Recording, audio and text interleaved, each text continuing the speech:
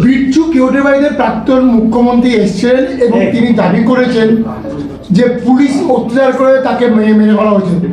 DC সমেত CP পদত্যাগ চাইছে, কি বলবেন? মমতা ব্যানার্জি শকুন, তাই উনি লাশ খুঁজতে বেরিয়েছেন। এই ধরনের মৃত্যু মর্মান্তিক মৃত্যু, দুঃখজনক। আমরা ওই পরিবারের প্রতি সমব্যথী এবং আমার ভীষণ খারাপ লাগছে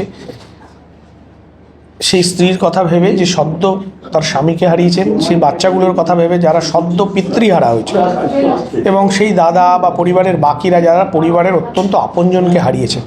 আর সেই জন্য সেই পরিবারের পাশে আমরা আছি, সব রকমভাবে আছি। এবং এইটা যে যা ঘটনা ঘটেছে তার পুঙ্খানুপুঙ্খ তদন্ত হবে। তদন্তে যারা দোষী, তারা দোষ প্রমাণ হলে যারা দোষী তাদের শাস্তি হবে। কারণ এই সরকার কোনোভাবেই কোনো ঘটনাকে আড়াল করতে দিতে চায় না। তদন্তে কোনো রকম কোনো হস্তক্ষেপ হবে না, তদন্ত হবে। এবং পরিবারের পাশে আমরা সব রকমভাবে আছি যাতে পরিবারটা এই মুহূর্তে একে তো ভয়ঙ্কর একটা কষ্ট, একটা ভয়ঙ্কর ঝড়, এই ঝড়ে পরিবারটাকে টিকে থাকতে হবে এবং আমরা একদম সেই ঝড়ে একটা শক্ত খুঁটি হয়ে ওনাদের পাশে দাঁড়াবো। আমি একজন দাদা হিসেবে সেই স্বামীহারা স্ত্রীর পাশে, একজন বাড়ির অভিভাবক হিসেবে, বীজপুরের আমি বিধায়ক, ফলে আমি ওনারও বিধায়ক এবং ওনার গোটা পরিবারটার পাশে আমি একজন ছেলে হিসেবে, একজন ভাই হিসেবে, একজন বন্ধু হিসেবে আমি তাদের পাশে আছি। মমতা ব্যানার্জির যে রাজনীতি করতে এসছে, কারণ চিরকাল মমতা ব্যানার্জি রাজনীতি করেছে, তার ক্ষমতা মানে লাশকে তিনি সিঁড়ি বানিয়েছেন, আবার সেই সিঁড়ি খুঁজতে এসছেন। যে কোনো মৃত্যুকে কেন্দ্র করে এই ঘটনা ঘটে।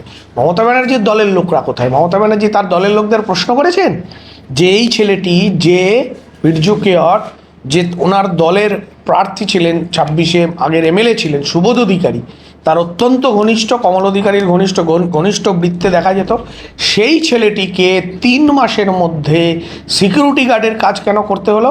এই বিগত 5 বছরে তো করতে হয়নি। বিগত 5 বছরে গাড়ি করে ঘুরতো, এমএলএ চেয়ারম্যানদের সাথে থাকতো, আর আজকে তাকে সিকিউরিটি গার্ডের কাজ করতে হয়েছে। তার মানে ওনার দলের নেতারা এই ছেলেটিকেও কিভাবে ব্যবহার করেছে, অথচ তার পরিবারের পাশে থাকেনি। আজকে সেই ছেলেটিকে মমতা ব্যানার্জির দলের লোককে প্রশ্ন করা উচিত যে তার দলের লোকরা তার বাড়িতে গেছে, তার বাড়ির দলের লোকরা খবর নিয়েছে যে এই ছেলেটিকে এতদিন কোথায় ছিল, কোথায় কাজ করছিল, বাড়ির লোক কী খাচ্ছিল। মমতা ব্যানার্জি শুধু লাশ চান, লাশ, সেই লাশটাকে সিঁড়ি বানিয়ে বানিয়ে উপরে উঠবেন। এটাই।